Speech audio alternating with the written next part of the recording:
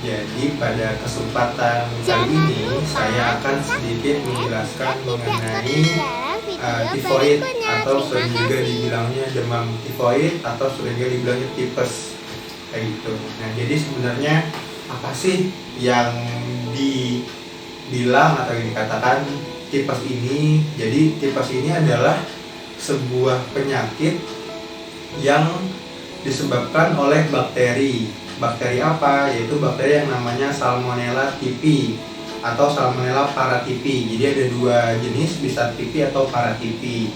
Seperti itu. Nah, tipes ini biasanya ditularkan akibat dari higienitas yang kurang baik.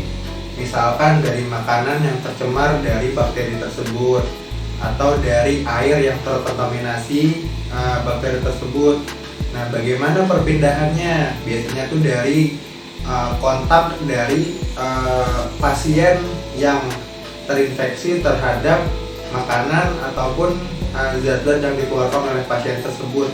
Bisa dari mohon maaf kotorannya ataupun dari zat-zat yang keluar dari pasien tersebut atau kita sebut di kedokteran namanya fekal oral kayak gitu. Nah, oleh karena itu sebenarnya pencegahan utamanya untuk pasien-pasien atau pencegahan untuk penyakit tipes ini adalah dengan menerapkan pola hidup yang bersih dan sehat.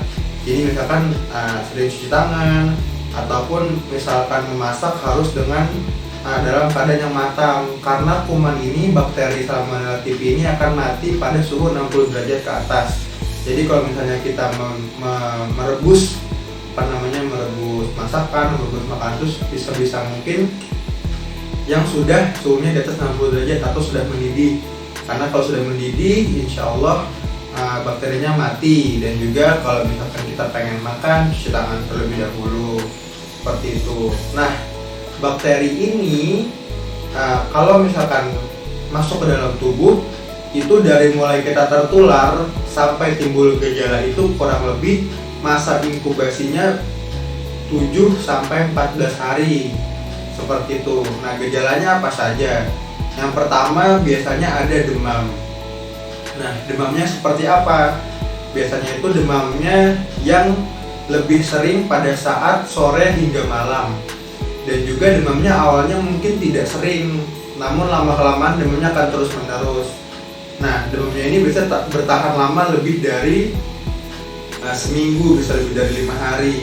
Seperti itu. Nah, selain ada gejala demam, juga bisa disertai dengan adanya gejala pencernaan.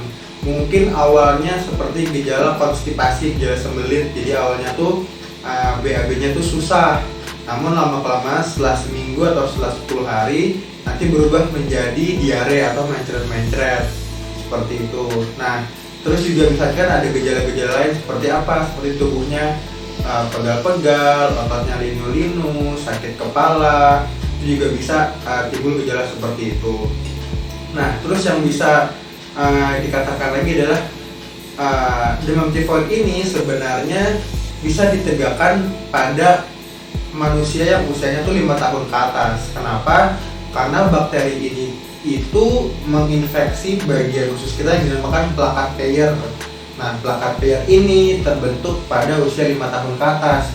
Jadi biasanya anak-anak yang di bawah 5 tahun itu misalkan ada gejala diare dan juga demam, itu biasanya disebabkan oleh infeksi patogen lain, bisa dari rotavirus ataupun yang lainnya. Seperti itu. Nah, kalau misalkan ada orang, bisa anak ataupun orang dewasa, demam lebih dari 5 hari disertai adanya gejala pencernaan, entah itu dia sembelit ataupun jadi diare atau mencret, itu kita bisa mensuspek ke arah demam tifoid atau kita bilangnya tipes. Nah, lalu apa saja yang bisa kita cek? Nah, yang pertama sebenarnya kita cek adalah pemeriksaan darah. Dari darah biasanya ditemukan kadar leukositnya bisa turun. Lalu nanti bisa ada yang namanya limfositosis. Jadi kadar limfosit di giftnya itu meningkat. Seperti itu. Dan juga ada pemeriksaan yang sering dilakukan di puskesmas ataupun di rumah sakit namanya Widal ya.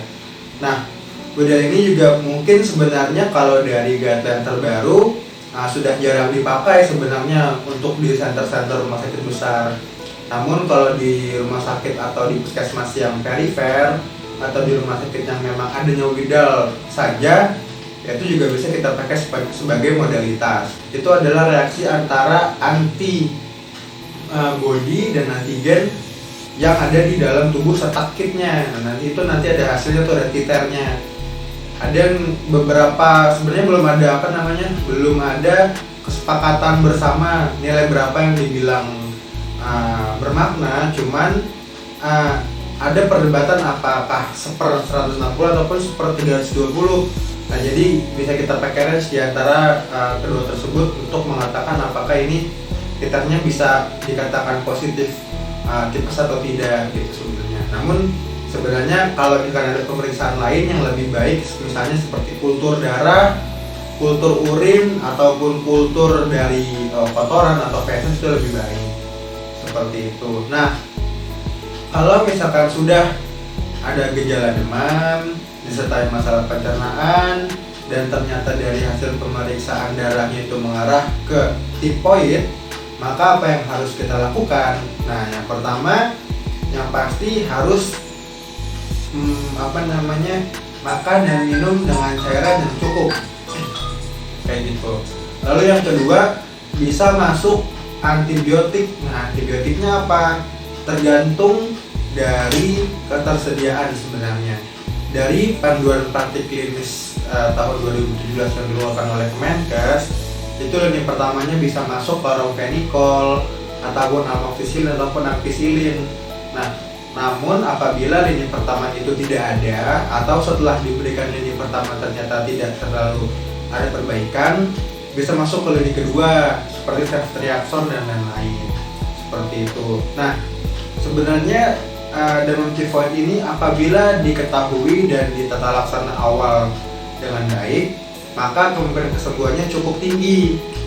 Namun apabila kita telat mendiagnosisnya ataupun membawa ke rumah sakit ataupun penanganannya kurang adekuat, maka ini bisa menimbulkan komplikasi yang serius.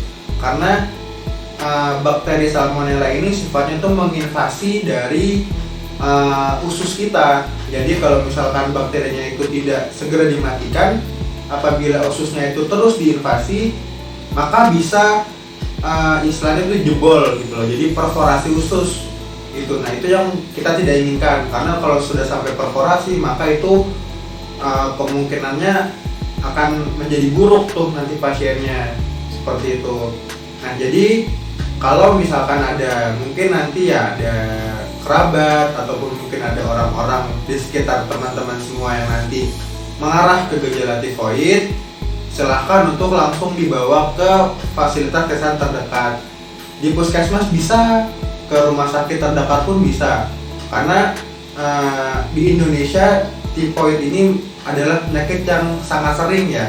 Jadi di vaskes kesehatan manapun insya Allah bisa ditata laksana dengan baik seperti itu. Nah, apabila sudah ke vaskes dan ternyata memang di vaskes tersebut fasilitasnya mungkin kurang memadai, maka akan bisa segera dirujuk ke vaskes yang lebih tinggi agar dapat melakukan diagnostik dan penata laksanaan lebih baik dan lebih lengkap. Mungkin dari saya itu yang bisa saya bagikan. Misalkan dari teman-teman ataupun dari warga masyarakat ada yang ingin ditanyakan atau ada yang kurang jelas, bisa ditanyakan mungkin di kolom komen di YouTube-nya Mas Edi. Dan dari saya segitu, mohon maaf. Assalamualaikum warahmatullahi wabarakatuh.